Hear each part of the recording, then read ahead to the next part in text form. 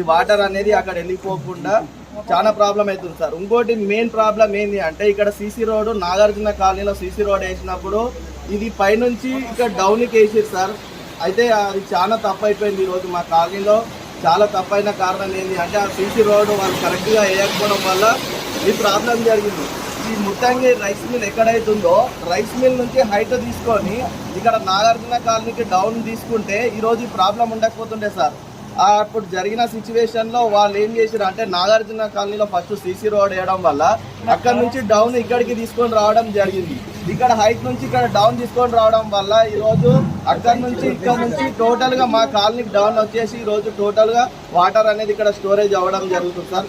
మేము అధికారులకి మేము అందరికీ విజ్ఞప్తి చేస్తున్నది ఏంటి అంటే మా కాలనీ తరఫున సార్ మీరు మమ్మల్ని చూడండి.